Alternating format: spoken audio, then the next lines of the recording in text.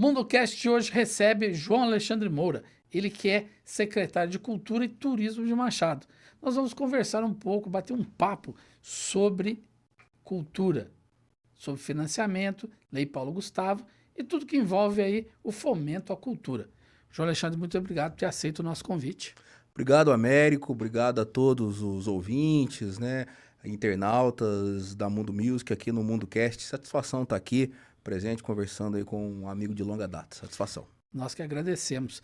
João, eu sempre, quando eu começo a uma entrevista, né? Você eu já conheço, a gente teve a oportunidade de fazer várias reportagens, né?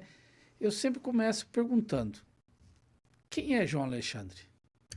Bom, o João Alexandre ele tem 41 anos, ele é pai do João, da Maria, né? Tá vindo mais um, ou mais uma ainda, né? Nos próximos meses aí, herdeiro ou herdeira dos meus livros, né? Sou um professor, sou também um gestor público na área da cultura, né? Eu trabalho atualmente na Prefeitura de Machado, na verdade há 7 anos como secretário de Cultura e Turismo, né? Também estive secretário de Cultura de Poços de Caldas também, município que eu atuo e atuei na área da educação e na área da cultura. Então, a gente caminha aí, né, por essas áreas tão nobres, né, da gestão pública, né, que é a área da educação, que é a minha formação, né, depois as minhas especializações, minha área de mestrado, doutorado também, foi na área de cultura, né. Então, duas áreas tão nobres, né, e tão desafiadoras, né, para um país melhor, que é a área de educação e cultura. A gente atuou no setor privado, atuou no terceiro setor e atualmente atuo no poder público, especificamente no município de Machado, já há 7 anos, como secretário municipal. A questão da cultura. Nos últimos anos, a cultura ela ficou muito evidente, né? Principalmente em questão de recursos, usaram de forma errônea a questão da Lei Rouanet, deturparam, isso na minha visão, né? Sim. A questão do uso desse recurso, que na realidade é uma renúncia fiscal, né? Que muitas pessoas não entendem o que é isso. Como você vê a questão hoje, a cultura, que era renegada, era algo que ficava ali, né? A cultura, tanto na esfera municipal, quanto estadual, federal, cultura, né? Como é que você vê hoje a cultura, a importância da cultura? A cultura é um processo importantíssimo, né, para o desenvolvimento de um país, né, de um estado, de uma cidade.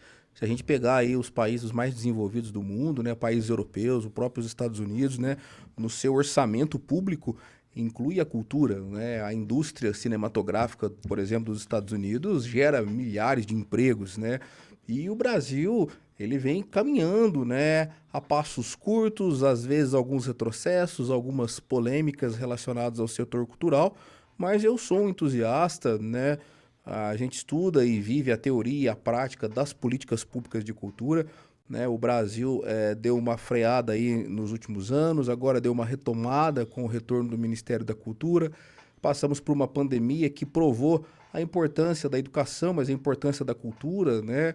Das leis emergenciais que tivemos aí. Claro, sempre há uma má interpretação das políticas, não só de cultura no Brasil, mas muitas vezes o financiamento à educação, o próprio financiamento à saúde, o financiamento a obras, né, que as pessoas têm que buscar, né, e eu acho que esse é o meu papel também, até participando aqui, educativo, pedagógico, né, de mostrar, né, para que as pessoas compreendam melhor o que é o financiamento à cultura, o que é o financiamento privado, o que é o financiamento público, a importância dela, não só como um alimento da alma, né, não só como cultura, como difusora de público, né, mas também como geradora de emprego, geradora de conhecimento, né, transformando vidas através da diversidade, né, talvez ao lado da China e da Índia, o Brasil tenha uma das maiores diversidades culturais do planeta, né? Você pega desde um grupo de congado, de folia de reis, aos povos indígenas, a cultura sertaneja, a cultura do rock, o teatro, as artes plásticas, as artes visuais, a literatura. Enfim, o Brasil é um amaranhado, né? Desde lá do Amapá, da região amazônica até os pampas gaúchos, né? Numa diversidade cultural imensa. Isso deve ser valorizado, isso é gerador de emprego e renda. Isso é um pouco do que é o Brasil, né? A gente costuma dizer, um país, para ele se desenvolver, Américo, ele tem que saber e se conhecer. né? Sem Eu acho que a dúvida. cultura e a educação são duas áreas nobres que eu tenho o prazer de trabalhar, mas a cultura especificamente que escancara aí quem somos, né? O que somos e para onde desejamos ir enquanto um projeto de país, né? Então, a cultura é Sem muito dúvida. além disso, né? Do que o alimento da alma. Ela é um financiamento, ela é mostrar a diversidade do povo, né? E a gente combater tantos os preconceitos, tantas inverdades, né? Então, a cultura busca mostrar isso, né? Eu acredito muito nisso para a sociedade em si, informar também gerações e assim por Sem diante. dúvida. A questão da cultura, a gente notava que há décadas, né, era só em capitais, né, os editais, os Sim. financiamentos, e o interior ficava renegado. Hoje, essa questão, como você citou, a importância da cultura, toda cidade, não importa o tamanho dela, ela tem cultura, a cultura tem que ter o fomento, ela tem que ser incentivada?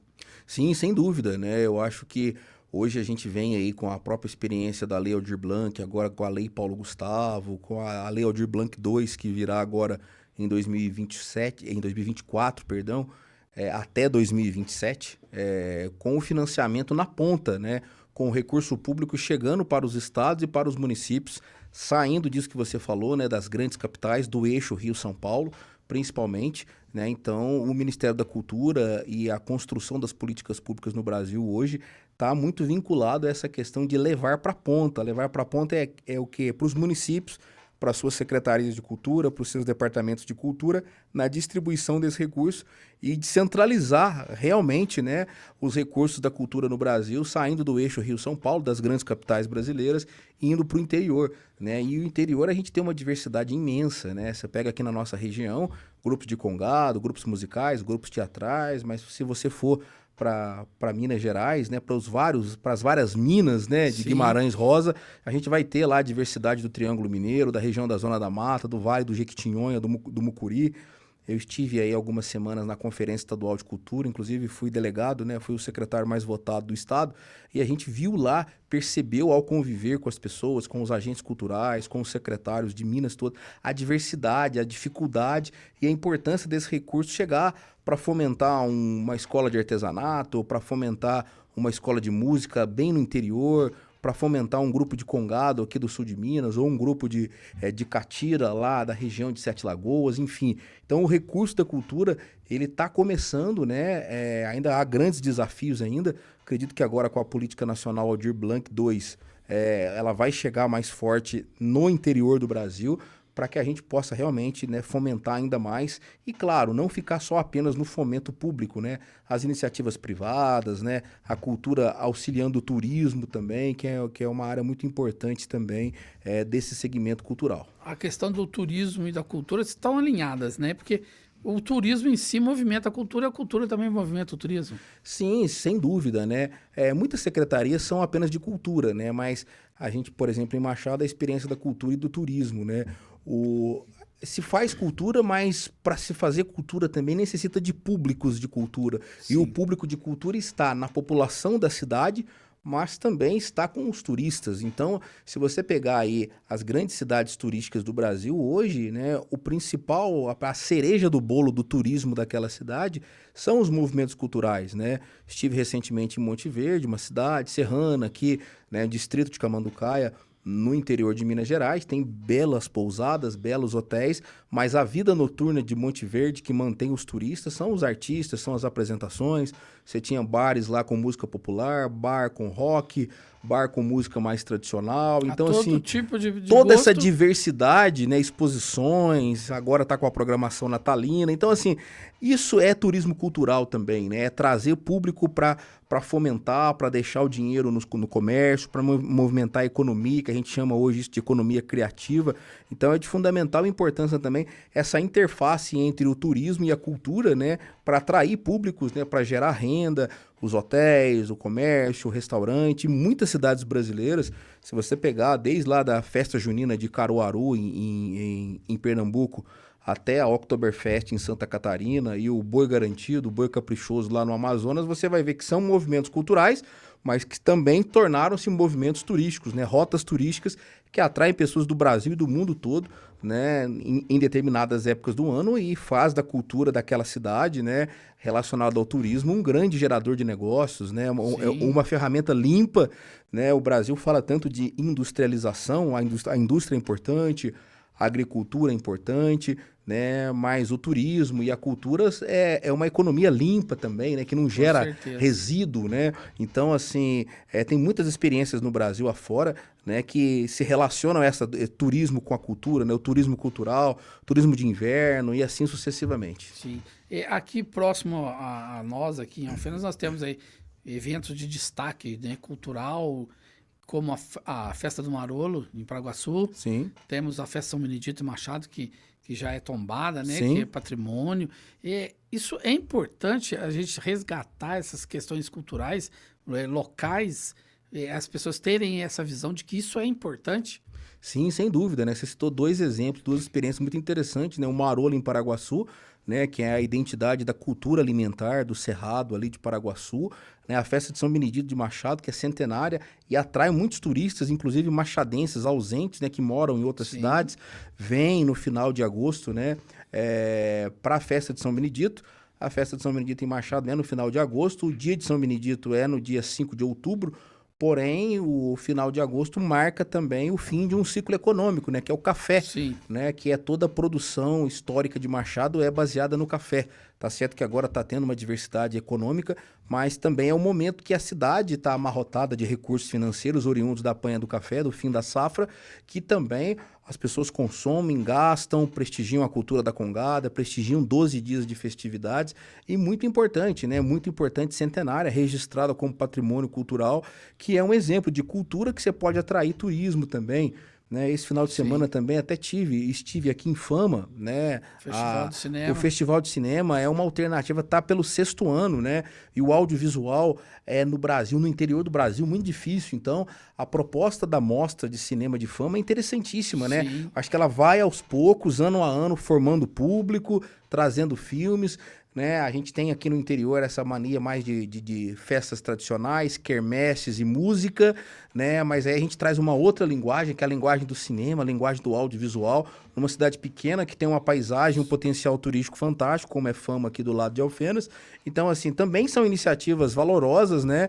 Que estão buscando aí trazer essa relação turismo, cultura, né? Uma outra linguagem também diferente, né?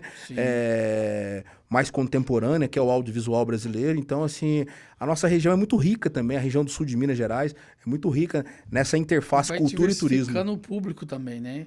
Vai turismo diferente, gente de outro nível vai comparecendo, vendo e descobrindo também que ali tem um atrativo. Em Alfenas tem, Machado tem. Sim. A região toda tem muito a oferecer. É muito a oferecer, né? Você tem desde as congadas de Machado, do Marolo de Paraguaçu, do cinema de Fama, da questão de Alfenas também, um grande centro universitário, enfim. Então, você tem essa diversificação aí cultural que pode auxiliar também no turismo da região e discutir, inclusive, a potencialidade de cada um desses municípios e como a gente pode integrar essas vertentes também, né, nessa micro-região, né? Você está entre Alfenas, Machado, Paraguaçu e Fama, você tem aí um universo de apenas 30 quilômetros, né? E se você pegar, por exemplo, Belo Horizonte, e você andar dentro de Belo Horizonte, às vezes você anda 50 quilômetros para você sair de um lugar, para você ver uma atração cultural lá na área sul de Belo Horizonte ou na Zona Norte. O deslocamento é até maior do que aqui na nossa micro-região, né? Sim, com certeza.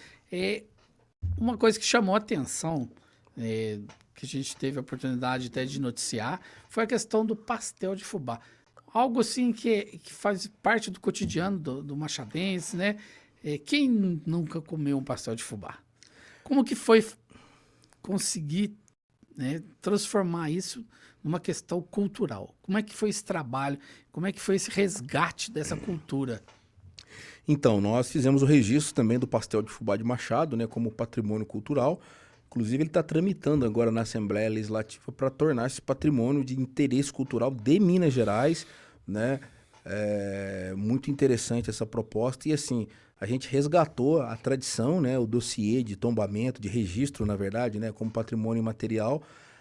É uma tradição na cidade, é uma tradição em outras cidades de Minas também, como Pouso Alegre, Itabirito, lá tem pastel de milho, pastel de angu, e Machado chama-se o pastel de fubá. E aí onde que a gente encontrou o registro para ele tornar-se um patrimônio? No seu modo de fazer. E é bem diferente. É bem diferente. Então nós fomos em Itabirito, lá tem o pastel de angu, que é derivado do fubá, óbvio, né? Em Pouso Alegre tem o pastel de farinha de milho, e aí nós observamos que o modo de fazer o de Machado, o pastel é menor, o pastel ele é mais seco e ele é mais crocante, né? E a diversidade e a relação do fubá com a formação do município, desde a colônia africana, né? Primeiramente com os escravos negros, posteriormente com os italianos que ali ocuparam também, os portugueses e a família também oriunda da Espanha, né, que colonizaram ali o município de Machado. Esses atrativos aí do pastel de fubá, o pastel de fubá na rodoviária, no mercado, no comércio em geral, e o que foi registrado lá foi o modo de fazer, como é feito o pastel, que é diferente de todos os pastéis que nós temos, talvez, no mundo, esse pastel de fubá de Machado, e a identificação que essa iguaria, que essa cultura alimentar, né, que esse prato tem, né, inclusive atrelado ao café, né, a gente tem muita mania de comer pastel de fubá com o café, que é o produto né, da economia machadense, né, isso desde 2021, a gente fez um cadastro, a gente mapeou mais de 45 pasteleiros, né, desde comércio até pessoas que fazem em casa mesmo, quitandeiras, pessoas que fornecem para quermesse de igreja, pessoas na zona rural. Fizemos um grande levantamento, né, fizemos um dossiê, né, do modo de fazer do pastel de fubá de Machado, e hoje a gente tem, né, recursos para investir nisso. Fizemos aí recentemente o 3º concurso de pastel de fubá, então foi um grande sucesso, né, está sendo um grande sucesso na valorização, na promoção, na salvaguarda desse produto, né, dessa iguaria única, né, que se identifica também com Machado, né, e é até um produto de promoção turística. Muitas pessoas que vão em Machado vão no comércio e quer saber como é que é esse pastel de fubá, né? Eu sempre recomendo. Vai Machado, tem que comer pastel de fubá. Então, e a gente aumentou, inclusive, a gente fez um estudo recentemente, que aumentaram as vendas depois do registro, da valorização. Os comerciantes de pastel de fubá de Machado aumentaram as suas vendas, não só no comércio ali, né, no varejo, né, mas também no atacado. É interessante isso. Olha que legal. Tem alguns pasteleiros, né, que fornecem as bandejas já para supermercados, né, de várias partes do país, as bandejas congeladas e tal. Então eu já tive em Poços de Caldas, já tive no interior de São Paulo. Quando eu fui no supermercado, eu vi lá pastel de fubá de Machado. Aqui tal, em então, Alfenas assim, você já encontra no supermercado. já encontra. Então, assim, o pessoal tá gerando dentro de um produto, né, gastronômico, cultural, que tem um fomento ao turismo, que é patrimônio cultural, também esse lado da economia, né, das pessoas viverem também da venda do pastel, tanto no varejo como no atacado. É que se a gente vê aí que a cultura, ela movimenta a economia de uma certa forma, né? Sim, sim. E assim, hoje essa questão da gastronomia, da cultura alimentar, né, da culinária em geral, ela é muito forte, né? Então, em Minas Gerais, principalmente. Então, vários produtos, inclusive agora tá em processo aí no IPHAN, né, no Instituto do Patrimônio Histórico Nacional, o registro da cozinha de Minas Gerais como patrimônio do Brasil. Olha que coisa né? boa, hein? Então, assim, várias possibilidades vão se abrindo de difusão da cozinha mineira. Isso inclui-se o pastel de fubá de Machado, né, na difusão desse patrimônio nacional. Né? Então, por exemplo, a gente já está vendo aí articulações e parcerias, por exemplo, com Portugal. Porque Portugal tem o pastel de Belém, né? É a tradição portuguesa. Então, a gente já está vendo, através de circuitos turísticos, a possibilidade de fazer esse intercâmbio, essa troca do pastel de fubá para Portugal. E aí você traz toda a história, todo o contexto. Tem o pastel de Belém. Então, assim, olha para você ver as inúmeras possibilidades que você tem de difundir uma cidade no interior, através da cultura, através de um pastel, através de uma feira gastronômica na Europa e assim sucessivamente. Que maravilha. Nós estamos aí em plena execução da lei Paulo Gustavo. Como é que está o andamento da lei Paulo Gustavo Machado? Como é que foi receber esses recursos, né? Principalmente o pessoal do audiovisual, que tanto carece aí de incentivo? Então, em Machado foi uma experiência, está sendo, né, na verdade, muito interessante. A cidade recebeu quase R$400 mil do governo federal para aplicação na Lei Paulo Gustavo, mediante editais, né? Então a gente tem uma equipe muito boa lá na secretaria, muito qualificada, muito comprometida. O prefeito também um grande apoio, né? Carta branca para a gente liderar o trabalho lá, junto com a sociedade civil. Fizemos consultas públicas, consulta aos conselhos de política cultural, de patrimônio cultural, e recebemos o recurso, né? Fomos uma das primeiras cidades do país a receber o recurso, né? Me lembro que o decreto do governo federal regulamentando a lei foi em maio. A gente já cadastrou o nosso plano no Ministério da Cultura, já foi aprovado. A gente recebeu o recurso no dia 11 de julho deste ano. Em agosto, a Câmara Municipal já aprovou o crédito especial, esse recurso em conta, né? E no dia 16 de agosto a gente já lançou os editais, né? Esse edital ficou aberto até o começo de outubro, então deu um prazo grande, fizemos lives, todo o processo de orientação, uma comissão lá formada também por servidores da secretaria. Nós recebemos, no processo da Lei Paulo Gustavo, 91 projetos. 91 projetos, tanto de audiovisual como de outras linguagens. E dentro do nosso recurso, a gente conseguiu contemplar 43 projetos. Só para você ter uma ideia, se você somar esses 91 projetos, Américo, daria um volume de R$ 1.200.000. A cidade recebeu 1/3 apenas em relação a isso. Isso nos deixa muito feliz, porque a produção cultural de Machado cresceu, né? Muito, é pulsante. Por outro lado, nos dá uma frustração, porque a gente não conseguiu contemplar todo mundo. A gente conseguiu contemplar 1/3 disso, né? Poços de Caldas, que é a maior cidade do sul de Minas, recebeu 1.300.000. Então, Machado tem hoje uma demanda de cidade do porte de Varginha, do porte de Poços de Caldas, do porte de Pouso Alegre. Conseguimos contemplar 43 projetos, já fizemos o pagamento, a assinatura do termo de execução. Já começou agora no final de novembro algumas execuções de projetos. O pessoal tem 12 meses para executar, depois prestação de contas. Então, foi muito tranquilo, né, o processo nosso de construção aí dentro de toda a legalidade, de todo o processo que o Ministério da Cultura nos orientou para que esse recurso chegasse na ponta realmente. Então, lá em Machado, a gente contemplou audiovisual, a produção de documentários. Vamos ter, por exemplo, produção de documentário da história do pastel de fubá, produção de documentário sobre a história do café de Machado, produção audiovisual da história dos imigrantes italianos que vieram para lá no bairro da Conceição, produção de documentários, de podcast, produção de bandas, né? Machado tem um grande celeiro de rock, produção também de documentários ligados ao rock machadense, produção ligados às congadas, né? A nova geração das congadas. Então o audiovisual ficou muito bem contemplado, cinemas itinerantes nas escolas, que inclusive começou agora semana passada no bairro da Caiana, essa semana no Jardim das Oliveiras, depois no distrito de Douradinho. Então, o audiovisual ficou bem contemplado no que estabelece a Lei Paulo Gustavo. Produção de audiovisual, distribuição, né, através dos cinemas itinerantes. Então, ficou bem distribuído esse recurso.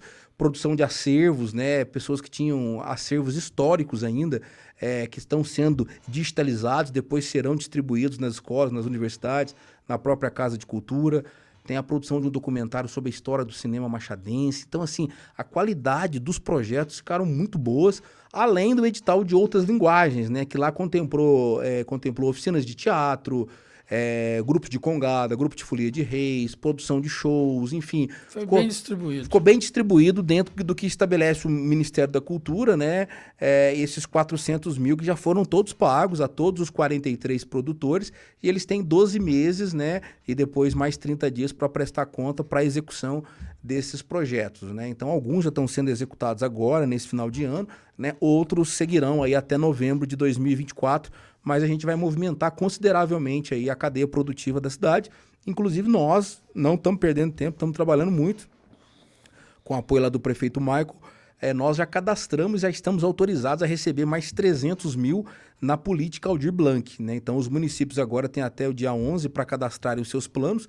Machado já cadastrou o seu plano, já teve autorização, já está assinado, junto com o Ministério da Cultura, para 2024 receber mais 300 mil da Política Nacional Aldir Blanc, para ter edital também. E vai o Aldir Blanc se destinar somente para a música? Não, a Lei Paulo Gustavo contempla outras linguagens e o audiovisual. A Lei Aldir Blanc II, que é a Política Nacional Aldir Blanc, foi instituída em lei agora pelo Congresso Nacional e sancionada pelo presidente Lula, ela estabelece todas as linguagens. Então, assim, mediante a consulta pública, a demanda do município, eu posso lançar edital de audiovisual, edital de música popular, edital de teatro. O que tiver né? de demanda. O que tiver de demanda. Diferentemente da Paulo Gustavo, que ficou mais para o audiovisual, a Lei Aldir Blanc II, né, a Política Nacional Aldir Blanc, ela vai contemplar de maneira geral, dependendo da demanda de cada município. Tem município que o teatro é muito forte, tem município que a música é muito forte e assim por diante. Ah, que interessante. Você chegou a falar a respeito das congadas. Lá em Machado, vocês também fizeram um trabalho muito bom de resgate das congadas, né? Como é que foi esse trabalho de resgate da questão das congadas? Inclusive isso na nossa participação agora em Belo Horizonte na Conferência Estadual e agora em março de 24 na Conferência Nacional, foi uma experiência muito interessante, né? Eu fui eleito como representante do Poder Público. Tivemos o Valtinho, que é o capitão do Terno do Rosário, mais antigo terno, que tem 116 anos de história em Machado, foi eleito representante da sociedade civil. A partir, nós apresentamos, né, a experiência da Congada de Machado, da quantidade de grupos adultos que nós temos e de grupos mirins também, né? Nós somos uma das poucas cidades de Minas Gerais, Machado, que tem grupos de congado, né, congadas mirins nas escolas, como conteúdo multidisciplinar. Então, nós apresentamos essa experiência, vamos levar essa experiência para Brasília também, né? Temos uma boa parceria lá com a Associação de Congadeiros.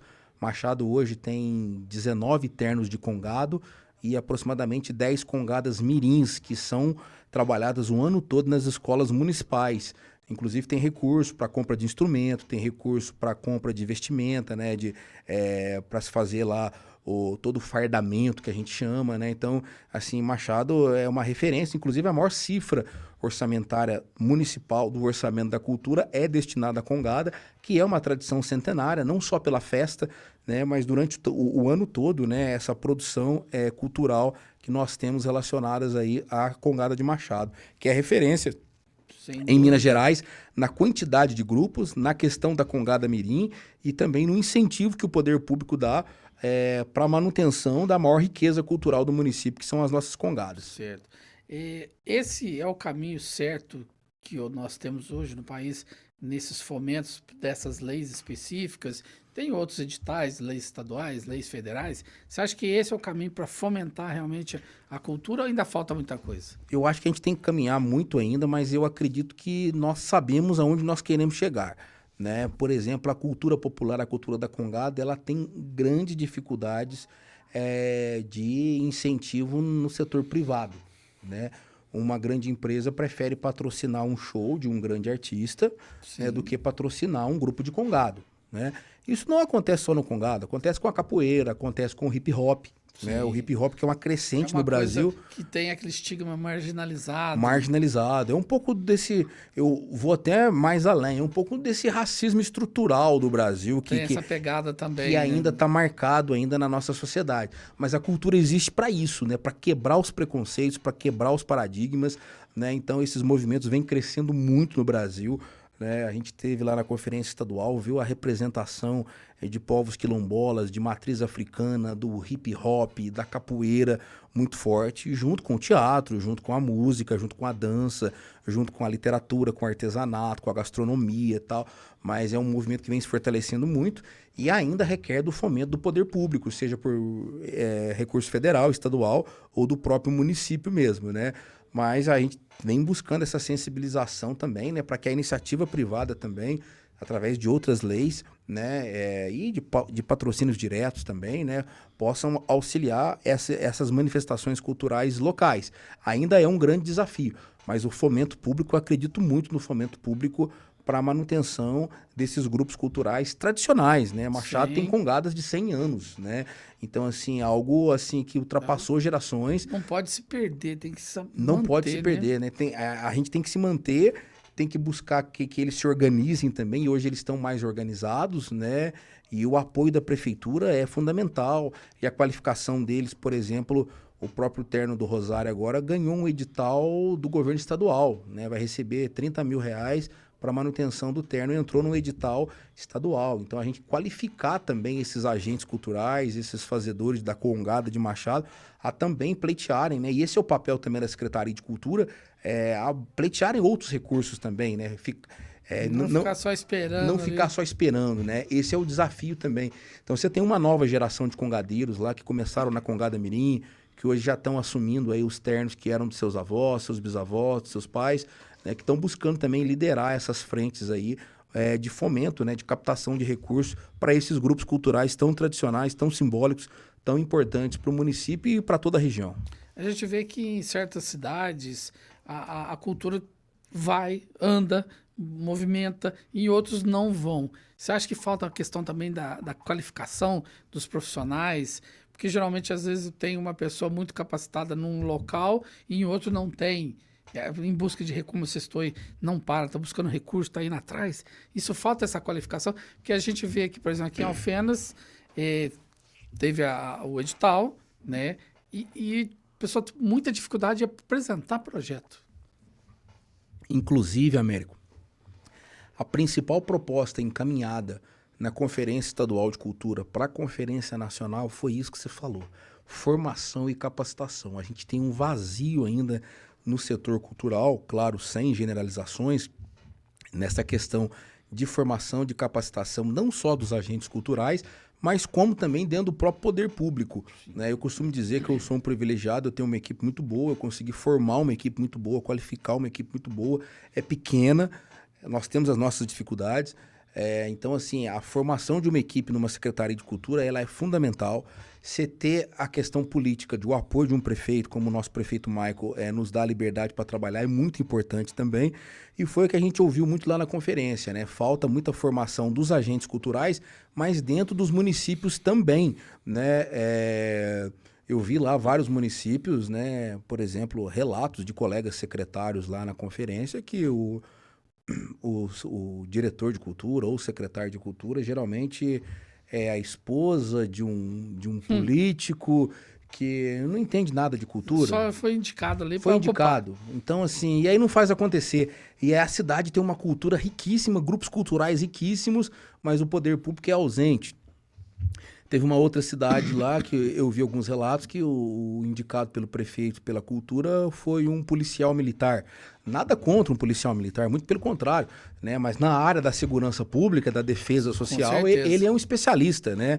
Mas porque ele tem apoiado o prefeito, ficou na suplência lá de vereador e tal, ele foi um indicado e, assim, uma dificuldade de diálogo. Então, assim, houve vários relatos, tem ainda em vários municípios do Brasil, ainda tem essa questão, né? Então, assim, se você tem uma equipe qualificada, e, obviamente, não adianta nada ser uma equipe qualificada. Você ter vontade política, né, de um prefeito, né, é de fundamental importância. Coisas, né? São duas coisas que caminham juntos, né? E o prefeito, quando ele investe em cultura, ele é um cara muito inteligente. Porque ele vai dar uma visibilidade para ele, e isso é um papel do político também, e é legítimo ele colocar o nome dele, a população e tal. Assim, mas quando ele investe num fomento cultural, ele está em todos os momentos. E ele tem um palco político de 4 anos. Não só aquela velha história, poxa, o ano que vem é eleição, o cara vem aí me pedir voto, né? Então, por exemplo, o nosso prefeito de Machado, Michael, ele está em todos os eventos. Então, assim, esse cara fez política, né? Apresentou o trabalho dele na cultura, mas em outros segmentos, durante os 4 anos. E o novo eleitor brasileiro, ele não quer também aquele cara que aparece só o ano que vem. Ele quer aquele cara que tá todo dia ali. Ele tá numa roda de samba, ele tá numa roda de congada, ele tá na folia de reis, ele tá na programação de Natal, ele tá apresentando o show, ele tá ali com a filha dele, com a família, tá participando.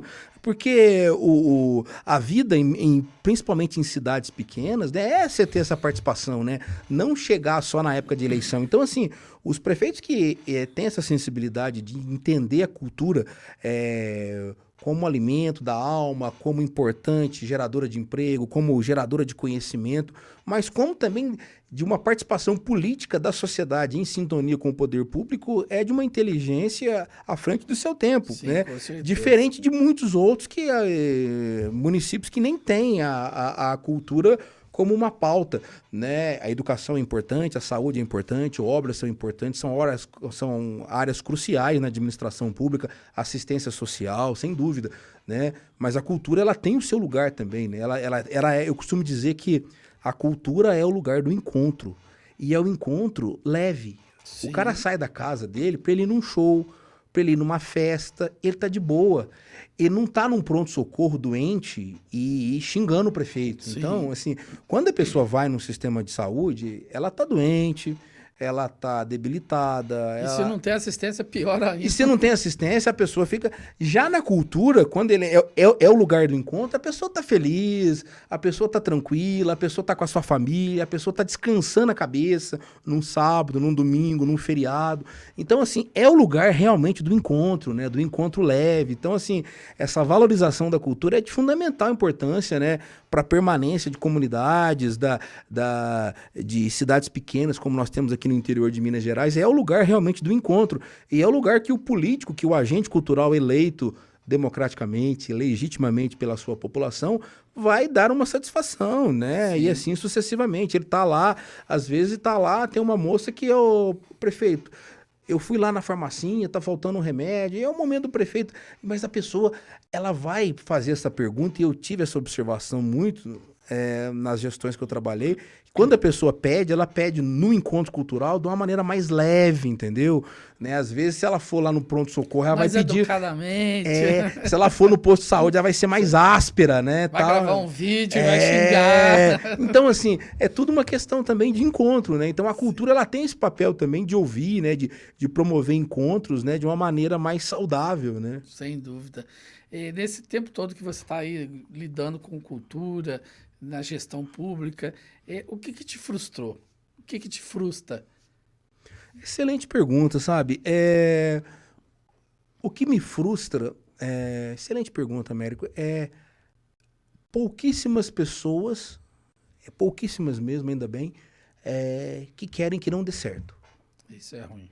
Tem pessoas que querem que não dê certo. Pelo contrário. Que torce contra o prefeito, que torce contra o secretário, mas nós somos passageiros, né? Mas a cidade fica, né? A população fica, o trabalho de divulgação do pastel de fubá fica, a congada permanece há mais de 100 anos. Então, assim, o que me frustra ainda um processo muito de bastidores ainda, né? Que é muito ruim da política brasileira, esse processo de tem pessoas que jogam contra.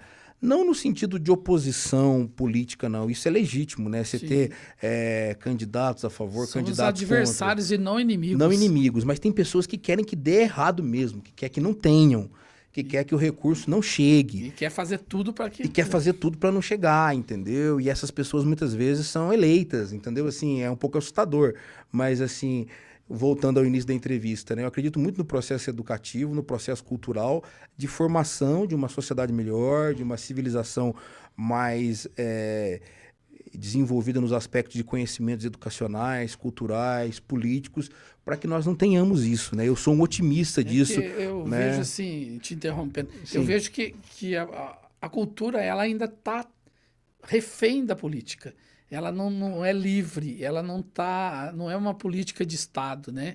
Ela não é uma política para se andar sozinha. Isso. Ela depende, ela ainda continua refém, controlada pela política, porque cultura, educação é algo que dá liberdade e dá questionamento.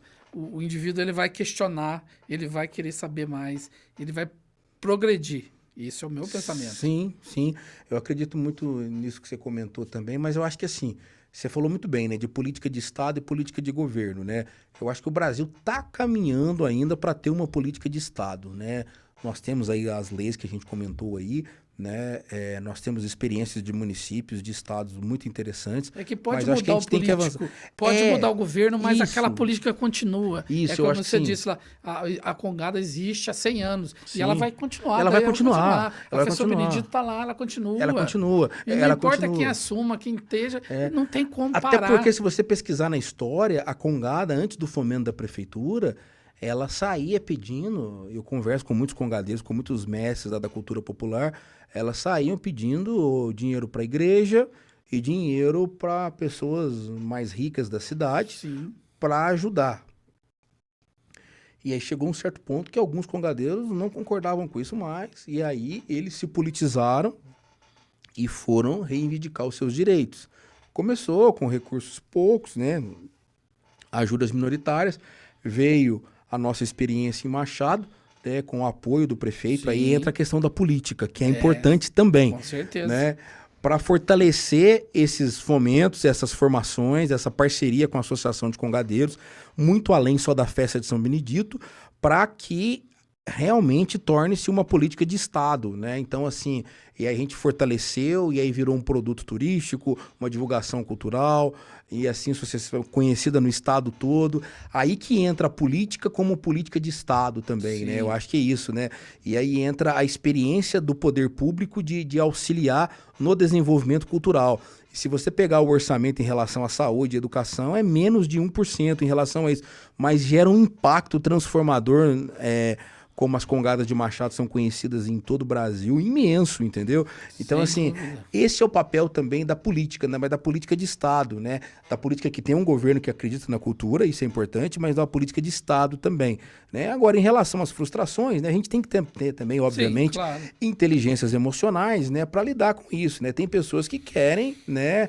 Que não concordam, né? Mas aí tudo bem, é legítimo das pessoas não concordarem. Mas a gente tem que seguir em frente, né? Aquela música do Almir Sater, né? Vamos tocando em frente, né? Tal. Tocar em frente, tocar em frente. É porque você não dá tempo, né? Se acabou uma Paulo Gustavo aqui, você já cadastrou na política Aldir Blanc. Então, assim, você não tem que dar muito tempo das pessoas também, daquelas pessoas que jogam contra, né? Ficar pensando, né? E aí você tem uma equipe de formação, um prefeito que acredita também, nós vamos seguindo, né? Por isso que nós estamos aí já, vamos completar aí, já está como secretário indo para o 8º ano, mas a experiência de Poços de Caldas, né, indo o ano que vem para 12 anos, porque a gente trabalha com gestão, com políticos que acreditam na cultura, e a gente tem uma equipe também que forma também, que a gente formou, né, muito qualificada também, servidores públicos comprometidos. Sim.